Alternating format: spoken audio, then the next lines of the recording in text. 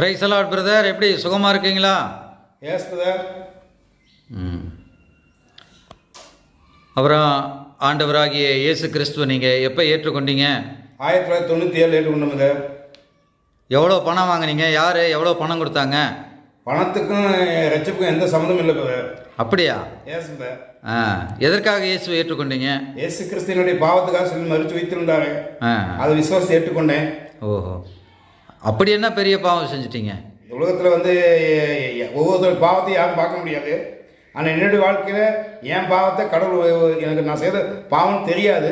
பரிசுத்த ஆவி என் பாவத்தை உணர்த்தினார். உணர்த்தும் பொழுது என்னென்னு கேட்டீங்கன்னா, என் பேர் ஐ ராமசாமி, எங்கள் அப்பா ஐயனார். நான் பாரம்பரிய இந்து குடும்பத்தை சேர்ந்தவன். கிறிஸ்துவுக்கு எனக்கு எந்த சம்மந்தமும் கிடையாது. பட் அதே சூழ்நிலை என்னன்னு கேட்டீங்கன்னா, இயேசு கிறிஸ்து குறித்து அநேக தரம் சொன்னாங்க. ஆனால் கேட்குறது வாய்ப்பு கிடைச்சிது. எதான் நான் செய் சாய்க்கவில்லை. ஆனால் ஒரு வாய்ப்பு எனக்கு கிடைச்சிது. மக்கா இயேசு கிறிஸ்து குறித்து அறிவிக்கிற வாய்ப்பு கிடைச்சி ஊழியர் மூலியமாக எனக்கு ஆண்டு வாய்ப்பு கொடுத்தாரு. அப்பொழுது நான் இயேசு கிறிஸ்து ஏற்றுக்கொண்டேன். இயேசு கிறிஸ்து ஏற்றுக்கொள்ளும் பொழுது ஒரு சர்க்கரை காய்ச்சி தேர்னு சொல்லி விட்டு வருவேன். அதான் என்னுடைய வாழ்க்கை. வருமானம் கிடைச்சது. தொழில் சர்க்கரை பாவை காய்ச்ச வேண்டியது, தேர்னு சொல்லி விற்க வேண்டியது. எந்த ஊர்னா கொல்லிமலை தேர்னு சொல்லுவேன். நான் கொல்லிமலைக்கு ஒரு நாளும் போனதே கிடையாது. ஆனால் வாயிலுக்கு கொல்லிமலை தேர்னு சொல்லுவேன். சொல்லி பணம் கிடைச்சிது. ஆனால் என் வாழ்க்கையில் சந்தோஷம் கிடைக்கல, சமாதானம் கிடைக்கல, அன்பு இல்லை, பரிசுத்தம் இல்லை. இப்படி அன்பு இல்லாமல் பரிசுத்தம் இல்லாமல் சமாதானம் வந்த என் வாழ்க்கையில் ஒரு திருப்பு முனை என் வாழ்க்கை கிடைச்சது. அது யார் மூலமாக கிடைச்சது? கர்த்தராகிய இயேசு கிறிஸ்து மூலம் கிடைத்தது. இயேசு கிறிஸ்துவனுடைய பாவத்துக்காக அவர் சிலுவையில் மரித்து உயிர்த்தெழுந்தார் விசுவாசத்தை ஏற்றுக்கொண்டதுனால என்னுடைய வாழ்க்கையில் ஒரு பெரிய விடுதலை நான் பெற்றிருக்கிறேன். அதனால என்ன செஞ்சேன்? இயேசு கிறிஸ்து உள்ளே வந்தோடனையும் என்னுடைய பாவ வாழ்க்கை விட்டு மனம் திரும்பினேன். எப்படி மனம் திரும்பினேன்? ஆண்டவரே, நான் செய்கிற பாவத்தை எனக்கு உணர்த்தினார். கர்த்தராகிய இயேசு கிறிஸ்து செஞ்சாரு. நான் செய்த சக்கரை பாவை காய்ச்சி தேன் விட்டு தூக்கி கீழே ஊற்றிட்டேன். கீழே ஊற்றிட்டு என்ன செஞ்சேன்?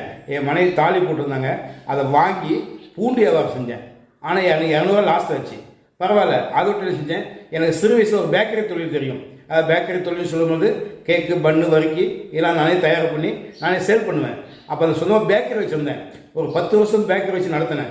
அதில் பெட்டியில் இயேசு பேக்கரின்னு பெட்டியில் எழுதி வீடு வீடாக கிராமமாக அதை பன்னு பிஸ்கெட்டு முறுக்கு எல்லாம் கொடுத்துட்டு அதோடு கூட என்ன செய்வேன்?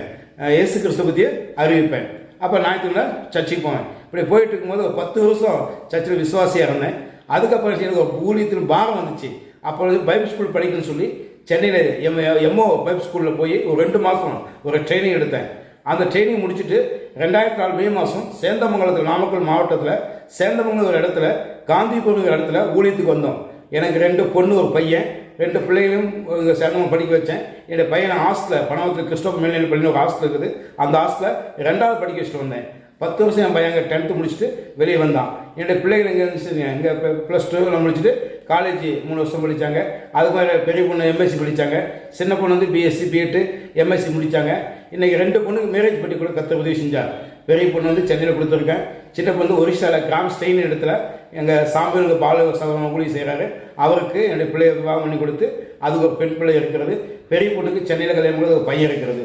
இன்றைக்கி நாங்கள் சந்தோஷமாக இருக்கிறோம். என்னுடைய பையன் இன்ஜினியரிங் முடிச்சுட்டு, சிவில் இன்ஜினியரிங் முடிச்சுட்டு கோயம்புத்தூரில் ஒரு ஐடி கம்பெனியில் வேலை செஞ்சிட்ருக்கார்.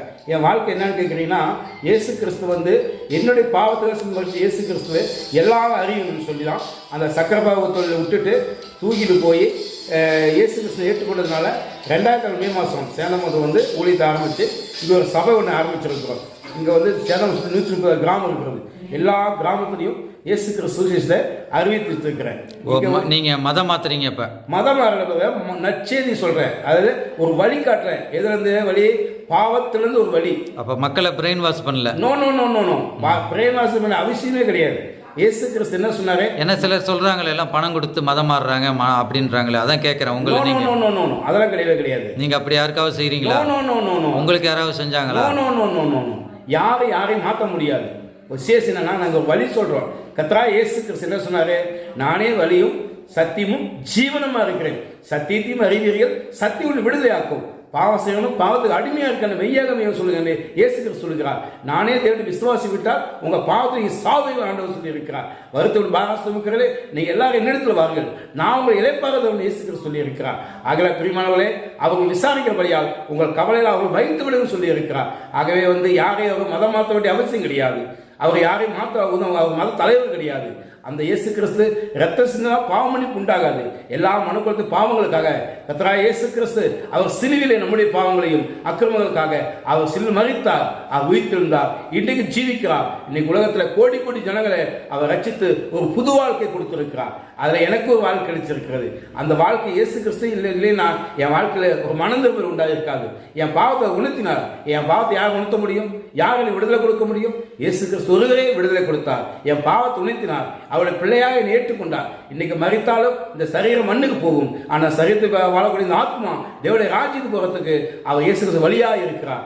ஆகினாலே இந்த சரீரம் மண்ணுக்கு போயிடும், ஆனால் என் ஆத்மா எங்கே போதும்? இளைப்பாறு, பரலோக ராஜ்யத்துக்கு இளைப்பாறு நம்பிக்கை எனக்கு ஆண்டவர் கொடுத்துருக்கா. அப்படிப்பட்டவர்களே, ஆகினா இது மதம் மாத்திரதோ அல்லது எந்த ஒரு காரியம் கிடையாது. ஆகவே நீ என்னை கேட்டுக்கிற அன்பு சகோதரிகளே, இயேசு கிறிஸ்து என்னுடைய வாழ்க்கையில் ஒரு மாற்றத்தை கொடுத்தார். இன்னைக்கு இந்த சேர்ந்த மாத்திரம் வந்து கர்த்தருடைய ஊழியத்தை செய்துட்டு இருக்கிறேன். 2004 செஞ்சுட்டு இருக்கிறேன். இங்கே ஒரு சபை துவங்கப்பட்டிருக்குது. சேதம் சுற்றி 130 கிராமம் இருக்கிறது. எல்லா கிராமம் பக்கத்தில் கொல்லிமலை இருக்கிறது. அங்கே நாங்கள் ஊழியம் செய்கிறோம். பக்கத்தில் கிராமம் சுற்றி சொல்லுகிறோம். இங்கே சிறு ஊழியம் செய்கிறோம். ஒவ்வொரு நாளும் மாலையில் கிராமத்தில் போய் நைட் மீட்டிங் நடத்துகிறோம். அநேகர் இயேசு கிறிஸ்துவை விசுவாசம் ஏற்றுக்கொண்டு இருக்கிறார்கள். என்னை கேட்டுக்கோ அன்பு சகோதரர்களே, நீங்கள் இந்த இயேசு கிறிஸ்துவை நீங்கள் ஏற்றுக்கொள்ளுங்கள். நீங்கள் ஏற்றுக்கொள்ளுங்க, உங்களுக்கு என்ன கிடைக்கும்னு சொன்னால் பாவ மன்னிப்பு, ஆத்மா சந்தோஷம், சமாதானம், பரிசுத்தமான வாழ்க்கை, முடிவில் நித்திய ஜீவனை இயேசு கிறிஸ்து கொடுக்கிறார். என்னை விசுவாசியை மரித்தான் பிழைப்பான், அவனை கடைசி நாள் எழுப்புன்னு இயேசு கிறிஸ்து சொல்லி இருக்கிறார். ஆகவே என்னை கேட்டுக்கொள்ள சகோதரனே, இது மதம் அல்ல. அதான் நான் உங்களை குறித்து கேள்விப்பட்டேன். ஒரு காலத்தில் நீங்கள் தேனில் கலப்படம் செஞ்சு விற்றீங்கன்னு. எஸ், அது உண்மையா? எஸ், உண்மைதான். தேனில் கலப்படம் இல்லை, வெறும் வெள்ளப்பாவை. ஓ, வெள்ளப்பாவே தேனாவே வெள்ளப்பாவே தேன்னு சொல்லி வைப்பேன். ஆனா ஆண்டவர் அதுல இருந்து மாத்திட்டாரு. அதுல எனக்கு விடுதலை கொடுத்தார். மனுஷன் சொல்லல, நீங்க மனுஷன் சொல்லல, மனுஷன் விட சொல்லல. இயேசு கிறிஸ்து என் பாவத்தை உணர்த்தினார். தேவன் ஆவியா இருக்கிறார், அவர் ரூபம் கிடையாது. அவர் என்னுடைய பாவத்தை உணர்த்தினார், அந்த பாவத்தை விடுதலை கொடுத்தார். இந்த நிமிஷம் ஒவ்வொரு நாளும் என்னுடைய பாவத்தை உணர்த்தி கொண்டே இருக்கிறார். அவர் எனக்குள்ளே ஜீவித்து கொண்டே இருக்கிறார். அதனால இன்னைக்கு நான் பரிசுத்தமா வாழ்றது காரணம், இன்னைக்கு ஊழியக்காரன் என்ன, யார் காரணம்? கர்த்தராகிய இயேசு கிறிஸ்து தான் காரணம். அவர் இல்லை என் வாழ்க்கையே இல்லை. விஷயம் ஒரு காரியம் சொல்றேன். எனக்கு 19 வயசு இருக்கும்போது பால்டாயை வாங்கி குடிச்சிட்டேன். எதுக்காக குடித்தேன்? பால்டாயை குடிச்சா என்ன செய்வாங்க? பிழைப்பாங்களா? செத்து போயிடுவாங்க. நான் செத்து போயிட்டேன். என் வாழ்க்கை இயேசு அப்பயே என் வாழ்க்கை முடிஞ்சு போச்சு. இன்றைக்கு வாழ்றது வாழ்க்கை இயேசு கிறிஸ்து கொடுத்த வாழ்க்கை. 19 வயசுல பால்டாயை குடிச்சு செத்து போயிருப்பேன். ஆனால் 22 வயசு எனக்கு மேரேஜ். என் வாழ்க்கையில் எனக்கு மனைவி, நல்ல மனைவி கிடையாது, ஆண்டு கொடுத்தார். அந்த நல்ல அந்த மனைவியுடைய வாழ்க்கை மூலியமாக, அவங்க அன்பு மூலியமாக, அவங்க எனக்கு கீழ்ப்படியது மூலியமாக அவங்களே இயேசு கிறிஸ்து ஏற்றுக்கொண்டாங்க. என் வாழ்க்கையை பற்றி என் மனைவி இயேசு கிறிஸ்து ஏற்றுக்கொண்டாங்க. என் 3 பிள்ளைகளும் இயேசு கிறிஸ்து ஏற்றுக்கொண்டாங்க. எங்கள் அம்மா என்னை பெற்ற தாய் இயேசு கிறிஸ்து ஏற்றுக்கொண்டு என் கையில் அதுக்கு ஞானஸ்தானம் கொடுத்தேன். இன்னைக்கு நான், எங்கள் அம்மா, என்னுடைய மனைவி, 3 பிள்ளைங்க கிறிஸ்துவ சந்தோஷமாக இருக்கிறோம். நான் ஞானஸ்தானம் எடுக்கிறேன், 1 லட்ச ரூபா கொடுப்பீங்களா? ஞானஸ்தானம் எடுக்கிறது பணத்துக்கு சம்மந்தம் இல்லை பிரதர். சொல்றாங்களே சில பேர் ஞானஸ்தானம் எடுத்தால் பணம் கொடுப்பேன்றாங்களே. கிடையவே கிடையாது. அப்படி தவறான போதனை. அப்படிலாம் கிடையாது. ஞானஸ்தானத்துக்கும் பணத்துக்கு சம்மந்தம். ஞானஸ்தானங்கிறது அழுக்கு கூட எடுக்காது. அது ஒரு மனம் திரும்ப அடையாளம். நான் மனம் திரும்புகிறேன் அப்படின்னு சொல்ல அடையாளத்தில் ஞானஸ்தானம் வந்து, ஞானஸ்தானம் ஒரு மேட்டர் கிடையாது, வாழ்க்கையில் தான் விஷயம் இருக்காது. நம்மளுடைய வாழ்க்கையில் எந்த அளவுக்கு மனம் திரும்ப இருக்கிறோம், எந்த அளவுக்கு நம்ம உண்மையாக இருக்கிறோம், நீதி பரிசு வாழ்ந்தால் தான் தேவனுடைய ராஜ்யத்துக்கு போக முடியும். ஞானஸ்தானம் எடுத்தனால பல வச்சு போக முடியாது. அதை பேர் மாத்திரம் பல வச்சு போக முடியாது. கிறிஸ்து ஞானஸ்தானம் கொடுக்க முடியாத, பேர் மாற்றப்படியே வரல, நம்முடைய வாழ்க்கையில் மாற்றத்தை காண முடியாது வந்தார். ஓ, இப்போ இயேசு கிறிஸ்துவை ஏற்றுக்கொண்டதுனால நீங்கள் ரொம்ப சந்தோஷமா இருக்கீங்க. ரொம்ப ஹாப்பியாக இருக்கேன் பிரதர். ஓஹோ, பணம் இருக்கோ பொருள் இருக்கோ இல்லையோ, ஆனாலும் சந்தோஷம் இருக்கு. என் வாழ்க்கை மிகுந்த சந்தோஷம். என் வாழ்க்கை ஒரு நம்பிக்கை இருக்கிறது, ஒரு தைரியம் இருக்கிறது. அதுக்கு காரணம் கர்த்தராகிய இயேசு என் வாழ்க்கை வந்தனால தான் இந்த நம்பிக்கையும் தைரியம் எனக்கு இலவசமாக கற்றுக் கொடுத்துருக்கிறார். இயேசு கிறிஸ்து உங்களுடைய வாழ்க்கையை மாற்றி இருக்கிறாரு. அதற்கு நீங்க நல்ல சாட்சியா இருக்கீங்க. உங்க சாட்சியை கேட்கறவங்களும் ஆண்டவர் அவர்களையும் தொட வேண்டும். ஆண்டவர் உங்களை ஆசீர்வதிக்கட்டும். Okay brother. Thank you. God bless you. Amen. ஸ்தோத்திரம். Praise the Lord.